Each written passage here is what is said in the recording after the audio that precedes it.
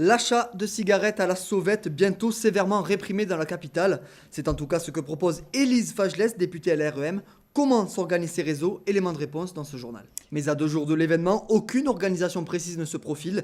Les forces de l'ordre doivent s'organiser afin d'assurer la sécurité des manifestants et le maintien de l'ordre public. Sabrina Slimani, bonsoir. Combien de personnes vont être présentes à ce rassemblement? C'est officiel, Marine Le Pen figurera bien sur la liste du Rassemblement national pour les élections européennes. Son nom apparaîtra en toute dernière position. En revanche, la question de la tête de liste n'a toujours pas été tranchée. Le principal prétendant serait le jeune Jordan Bardella, actuel porte-parole du parti. L'affaire Carlos Ghosn se poursuit. Bruno Le Maire reçoit ce soir son homologue japonais pour faire un point sur l'alliance entre Renault et Nissan. Ce matin, le conseil d'administration de Nissan a limogé Carlos Ghosn, toujours en garde à vue à Tokyo, pour des soupçons de malversation financière. Grenoble, élue ville la plus attractive de France. Elle devance Lille, victorieuse l'an dernier, ainsi que Lyon. Meilleurtaux.com vient de dévoiler son classement. Les critères de sélection sont basés sur le logement et l'emploi. Nous avons constaté qu'à Grenoble, obtenir un CDI et acheter un appartement est bien plus facile qu'ailleurs.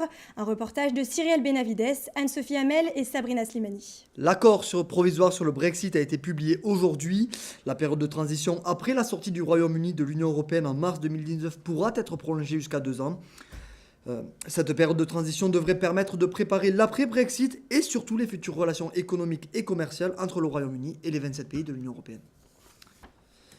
On va tout de suite faire un point sur l'actualité sportive et on commence tout de suite par du tennis, Célia. Et oui. En rugby, le 15 de France affronte samedi l'équipe des Fidji au Stade de France.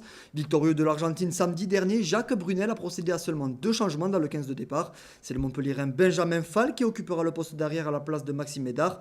En première ligne, on retrouvera Rabat Slimani qui fait son retour au poste de pilier. A noter que les joueurs joueront avec des lacets aux couleurs arc-en-ciel pour montrer leur soutien face à l'homophobie.